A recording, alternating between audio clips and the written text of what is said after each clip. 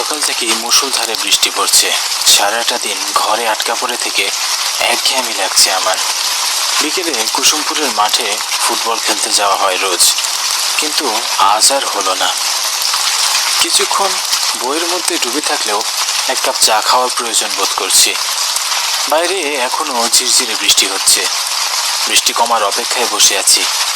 অবশেষে ঠিক রাত 8:30 দিকে বৃষ্টি খানিকটা কমে আসে।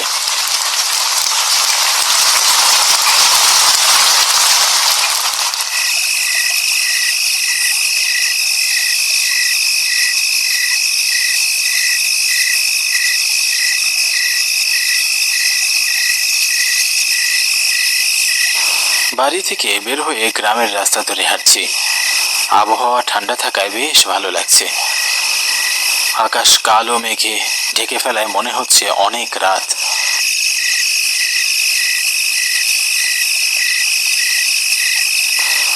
গ্রামের কর্দমাক্ত রাস্তায় হাঁটছি, ভালো লাগছে বেশ। উদ্দেশ্য হরণ কাকার চায়ের দোকানে যাওয়া। গ্রামের বটতলিতে হরণ কাকার চায়ের দোকান। তার হাতের চা একবার যে খেয়েছে সে বুঝেছে প্রকৃত চা খেতে কেমন স্বাদ। এই গ্রামে আর কোনো চায়ের দোকানের চা আমার ভালো লাগে না, শুধু আমার একার না। এই কুসুমপুরের গ্রামের সবার কাছে হরণ কাকার চায়ের অনেক সুনাম। তাই হরণ কাকার চায়ের দোকানে উপচে পড়া ভিড় সব সময়। বেটা চায়ের সাথে কোনো অমৃত মিশিয়ে দেয় নাকি কে জানে। গ্রামের অন্য সব চায়ের দোকানদারিরা এ নিয়ে হিংসাও করে। বেশ কয়েকবার গোলমিটিং করে হরণ কাকাকে বিভিন্ন ষড়যন্ত্র করে গ্রাম ছাড়া করতে চেয়েছিল, তবে সফল হয়নি। অদ্ভুত কারণে এই গ্রামে এখন চায়ের দোকান খুব কম। আগের চায়ের দোকানিরা এখন চা দোকান রেখে অন্য ব্যবসায় নেমে পড়েছে। অনেকজনকে তো গ্রামে দেখা যায় না। ব্যাপারটা কেমন যেন রহস্যজনক লাগে আমার কাছে। তবে হরণ কাকা লোকটা ভালো মানুষ, সুন্দর ব্যবহার, সবসময় হাসি মুখে থাকলেও সন্ধ্যা হলেই কেমন যেন গম্ভীর হয়ে যায়। তার দোকান খোলা থাকে মধ্যরাত পর্যন্ত। এত রাত অবধি দোকান খোলার রহস্য একবার জানতে চেয়েছিলাম। উত্তরে বলেন, এই গ্রামে কিছু চাকর আছে যাদের জন্য দোকান খোলা রাখতে হয় তাকে।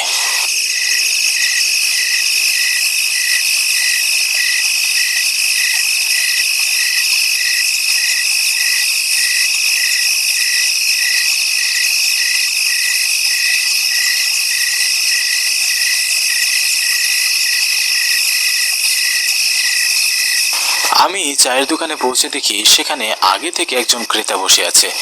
তারা হরণ কাকার সাথে গল্প করছে। আমাকে দেখে তারা কথা থামিয়ে ড্যাব ড্যাব করে তাকিয়ে থাকে আমার দিকে। আমি বেঞ্চে বসে হরণ কাকার দিকে তাকিয়ে একটা মুচকি হাসি দিয়ে জিজ্ঞাসা করলাম, কেমন আছেন হরণ কাকা? আমি ভালো আছি কোনো রকম। কেন কোনো রকম থাকলে কি হবে নাকি? এই গ্রামে একটা মাত্র চায়ের দোকান, তুমি অসুস্থ হয়ে মরে গেলে আমরা কি না খেয়ে থাকবো নাকি? এই গ্রামের সব চাকররা কিন্তু মারা যাবে এই শোকে। আমার কথা শুনে হরণ কাকা মুচকি হাসে, আর তখনই আমার পাশে বসা লোকটি আমাকে উদ্দেশ্য করে বলল, এ নিয়ে চিন্তা করবেন না, হরণ কাকা তো অমরত্ব পেয়ে গেছে, এত সহজে মরবে না। দেখা যাবে হরণ কাকার আগেই তুমি মারা গেছো। কি? লোকটার কথায় আমিও মুচকি হাসি। মৃত্যু যখন লেখা থাকবে তখন তো মরতেই হবে। হরণ কাকা, আমি তোমার দোকানে শুধু চা খেতে আসিনি। তাহলে কেন এসেছিস এত রাতে? আমি এসেছি আজ তোমার মুখে ভূতের গল্প শুনতে। আজ সারাদিন বৃষ্টি হয়েছে, বৃষ্টির থেকে বের হতে পারিনি। এখন তোমার মুখে ভূতের গল্প শুনে একঘেয়েমিটা দূর করা যাবে। শুনেছি তুমি নাকি অনেক ভালো ভূতের গল্প বলতে পারো। ঠিক আছে, তুমি যখন শুনতে চাইছো তখন আজ আমি আমার জীবনে ঘটে যাওয়া একটা সত্য ঘটনা শোনাবো। তার মানে তুমি কি সচক্ষে ভূত দেখেছো? হ্যাঁ দেখেছি। তাহলে আজ শোন।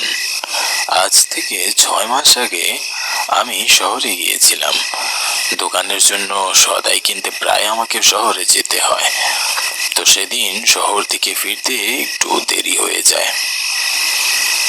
নদী পার হতে গিয়ে বাঁধলো এক বিপত্তি। ঘাটে কোনো নৌকা নেই। ক্লান্তি নিয়ে নদীর ঘাটে দাঁড়িয়ে থাকি অনেকক্ষণ। ভেবেছিলাম সারা রাত বুঝি নদীর ঘাটে বসে থাকতে হবে, কিন্তু হঠাৎ কানে ভেসে এলো পানির শব্দ। আমি নদীর দিকে তাকিয়ে দেখি একটা নৌকা আমার দিকে এগিয়ে আসছে।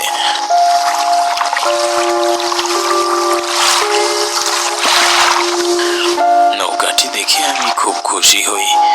ভাবছিলাম যাক, অবশেষে বাড়ি ফেরা যাবে। আমি নৌকার মাঝিকে উদ্দেশ্য করে বললাম, ও মাঝি, তাড়াতাড়ি আহো, আমারে নিয়ে যাও।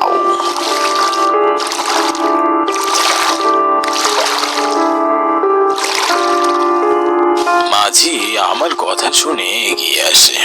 আমি নৌকায় উঠে বসি।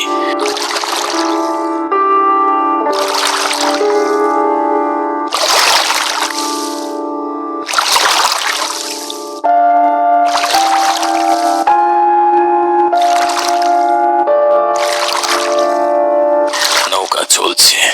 মাঝির দিকে তাকিয়ে আমার কেমন যেন লাগলো। মাঝির সারা শরীর চাদরে ঢাকা। এত গরমের মাঝেও চাদর মুড়ি দিয়ে থাকার বিষয়টি কেমন অদ্ভুত লাগলো না? ভাবলাম হয়তো নদীতে বাতাস বেশি, তাই চাদর মুড়ি দিয়ে মুখ ঢেকেছে। আমি গল্প প্রিয় মানুষ, কথা না বলে বেশিক্ষণ থাকতে পারি না। আমি নৌকার মাঝির সাথে কথা বলার চেষ্টা করে তার পরিচয় জানতে চাইলাম। ও মাঝি, তোর বাড়ি কনে? কিন্তু মাঝি আমার কথার কোনো উত্তর দিল না। একদম চুপচাপ হয়ে নৌকা বাইছে। এসব গম্ভীর মানুষ আমার একদমই অপছন্দের। কথা বলতে গেলে আমাদের দুজনেরই সময় ভালো কেটে যেত, কিন্তু এই মাঝিকে দেখে মনে হচ্ছে তাকে কুমির কামড়ে দিলেও উফ শব্দটাও করবে না। এদিকে আমিও কথা না বলে থাকতে পারছিলাম না। তুমি কি সারা রাত এইখানে নৌকা চালাও নাকি মাঝি? এবারও আমার কথার কোনো উত্তর পেলাম না। উত্তর যে দিবে না এটা আমার জানা ছিল। তুমি কি বোবা নাকি? আর এত গরমের মধ্যে এমন চাদর মুড়ি দিয়ে আছেন যে? আমার কথায় মাঝি আমার দিকে বড় বড় চোখ করে তাকালো। তার দু চোখ ছিল রক্ত লাল। তার চাহনি দেখে আমি কিছুটা ভয় পেয়ে যাই, সাথে নিজের উপরও রাগ হয়। কি দরকার ছিল মাঝিকে রাগিয়ে দেওয়ার? এত রাতে বাড়ি ফেরার জন্য নৌকাটা পেয়েছি, এটাই তো অনেক। এখন যদি ধাক্কা দিয়ে নৌকা থেকে মাঝ নদীতে আমায় ফেলে দেয় কেমন হবে? আমি মাঝির সাথে নরম সুরে কথা বলা শুরু করি। না, এমনি বলছিলাম, কম কথা বলা তো ভালো। এবার মাঝি তার মুখ থেকে চাদরটি সরিয়ে ফেলল। মাঝির দিকে তাকিয়ে আমার প্রাণ বেরিয়ে যাওয়ার উপক্রম হলো। আমার হাত পা ঠান্ডা হয়ে কাঁপছিল। মাঝির সারা শরীরে রক্ত, চোখগুলো রক্তবর্ণ। আমি ভয়ে এক চিৎকার দিয়ে উঠি, ও মা গো, বাঁচাও! জানি এত রাতে আমাকে কেউ বাঁচাতে আসবে না। ঘাট থেকে নৌকা এখনো বেশ দূরে। আমি কি করব কিছুই বুঝে উঠতে পারছিলাম না। অনেক শখ আমার সাথে কথা কনের। আয়, কথা কো আমার নাকি? এখন মুখে কথা নাই কেন তোর? কথা কবই যায়, একটু পড়তো তোর জবান বন্ধ করে দিব। অশরীরী আত্মার মুখে এমন কথাগুলো শুনে আমার সারা শরীর শিউরে উঠল। জীবনে এত বেশি ভয়ের সম্মুখীন কখনো হইনি। কি করব বুঝতে পারছিলাম না। ঘাটে এখনো নৌকা ভিড়তে দেরি আছে, ততক্ষণে আমি প্রাণটা হারিয়ে ফেলবো বোধ হয়। উভয়ন্তর না দেখে আমি নদীতে ঝাঁপ দিলাম। সেদিনের সেই দৃশ্য ভেসে উঠলে এখনো আমি ভয়ে শিউরে উঠি। কত ভয়ঙ্কর হয় অশরীরীগুলো দেখতে। তাদের মনে দয়া মায়া কিছুই থাকে না, হাতের কাছে পেলেই মেরে ফেলে। তোমার ভাগ্য ভালো সেদিন তুমি বেঁচে গিয়েছো। জানি না কেন হরণ কাকা আমার দিকে তাকিয়ে এক রহস্যের হাসি হাসলো। হরণ কাকার জীবনের ভয়ের গল্পটা শুনে আমার নিজেরই ভয় লাগছিল। সত্যি বলতে আমি খুব একটা সাহসী না, তবে ভূত বিশ্বাস করাটা নিছক পাগলামি মনে হয়।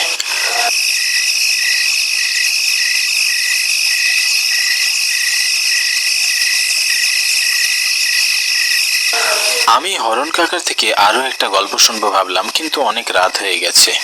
এত রাতে বাইরে না থাকাই ভালো। মেজাজটা এখন ফুরফুরে আছে। ভাবলাম বাড়ি গিয়ে একটা লম্বা ঘুম দেওয়া যাবে।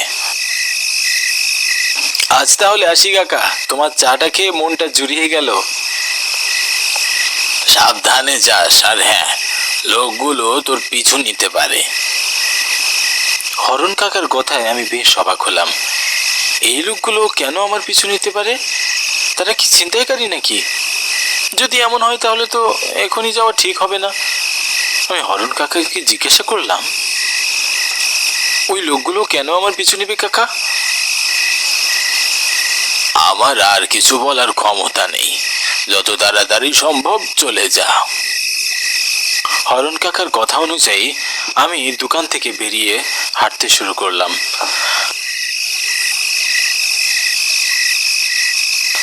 যদি সত্যি সত্যি লোকগুলো আমাকে অনুসরণ করে, দ্রুত পায়ে হাঁটছি আর ঘন ঘন ঘামছি।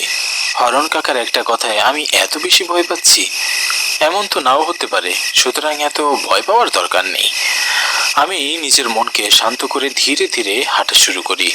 আর তখনই আমার মনে হলো পিছনে কেউ আছে। আমি চট করে পিছনে ফিরে তাকাই। পিছনে ফিরে আমি কাউকেই দেখতে পাই না। আমি আবারও হাঁটতে শুরু করি।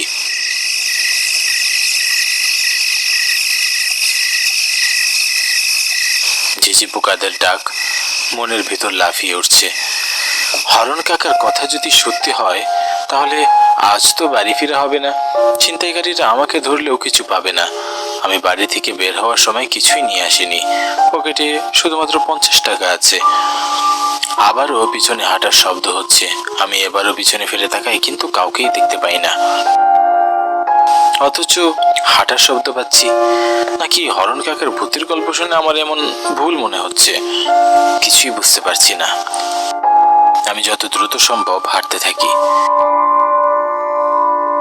পিছনে হাঁটার শব্দ এখনো আসছে। এবার আমি চট করে পিছনে ফিরি। তখন দেখি হরণ কাকার চায়ের দোকানে সেই লোক দুইজন। এতক্ষণ তারা আমাকে অনুসরণ করছিল, তাহলে হরণ কাকার কথাই ঠিক। কিন্তু এরা কি চায় আমার কাছে? রাত আনুমানিক 11টা বাজে। আকাশ ঘন কালো মেঘে চেয়ে আছে।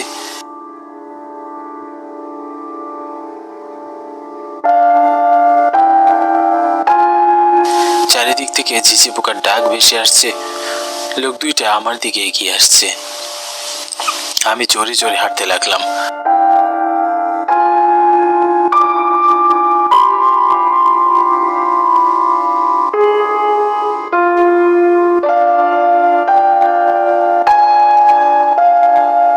হঠাৎ আবারও পিছনে ফিরে দেখি লোক দুটো আমার পিছনে নেই।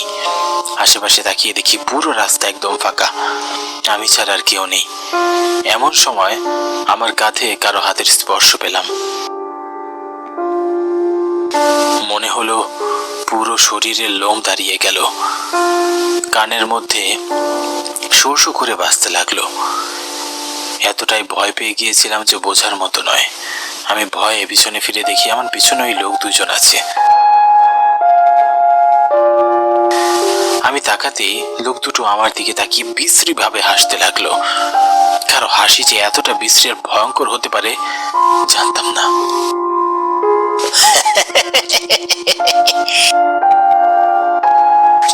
আপনারা আমার পিছু নিয়েছেন কেন? দেখুন, আমার কাছে কোনো টাকা পয়সা কিছুই নেই। দয়া করে আমাকে যেতে দিন। আমাদের তো টাকা পয়সা চাই না, তোকে চাই। তোকে খেয়ে আমাদের রক্তের খোদান বাবা। মানে কি বলছেন আপনারা? দেখতে না দেখতে এই লোক দুটো ভয়ঙ্কর রূপ ধারণ করলো। তাদের সুন্দর চেহারা নিমেষে বিভৎস হয়ে গেল। মুখ ঝলসে আছে, চোখ থেকে রক্ত বের হয়ে পড়ছে। আমি ভয়ে একটা চিৎকার দিয়ে দৌড় দিতে থাকি। ছেড়ে দাও, ছেড়ে দাও আমাকে।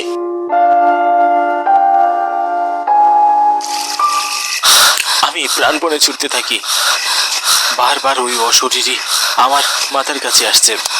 হরণ কাকার আগে আমার মৃত্যু হবে এটা নিচুকে একটা মজার বলেছিল। তাহলে কি সত্যি আজ রাতে আমি এই অশরীর হাতে মারা যাব? ভয় কলিজা শুকিয়ে আসছে। আমি দৌড়াতে দৌড়াতে হাঁপিয়ে উঠি, গলা শুকিয়ে কাঠ হয়ে গেছে।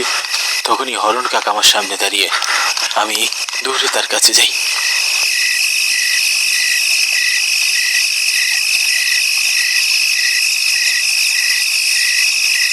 হরণ কাকা, ওরা ওরা আমি মেরে ফেলবে, বাঁচান। ওই শরীর দুটো আমি মেরে ফেলবে। কে তোর হরণ কাকা? সেদিন সেই মাঝি আমারও মাইরা ফেলছিল। অশরীরীদের হাত থেকে বাইসা থাকুন যায় না, আজ তোরাও মরতে হইব রে। হরণ কাকা হেসে ওঠে, অস্বাভাবিক সেই হাসি। আমি ভয়ে পিছিয়ে আসি। এ যেন আমাদের পরিচিত হরণ কাকা নয়। কি বিভৎস লাগছে হরণ কাকাকে দেখতে। সুন্দর নিষ্পাপ চেহারাটা হঠাৎই ভয়ঙ্কর হয়ে উঠল। ঝলসানো মুখ আর পুরো শরীর রক্তে মাখানো। আমি কি করব কিছুই বুঝে উঠতে পারছিলাম না। দুপাশ থেকে তারা আমার দিকে এগিয়ে আসছে। আমি ভয়ে চোখ বন্ধ করে ফেলি। হঠাৎ চোখে টর্চের আলো পড়তেই আমি চোখ তাকিয়ে দেখি টর্চ হাতে একটা লোক আমার দিকে এগিয়ে আসছে। আমি ভয়ে কিছু বলার শক্তি হারিয়ে ফেলেছিলাম।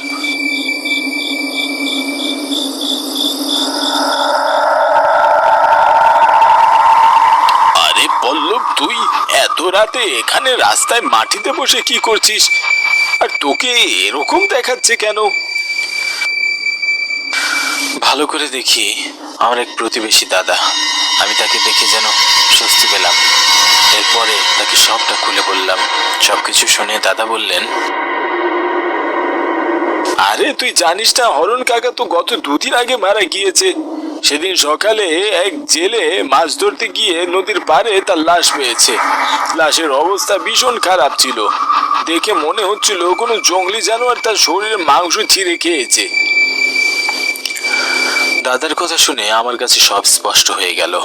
এরপরে আমি দাদার প্রতি কৃতজ্ঞতা জানিয়ে চলে আসি।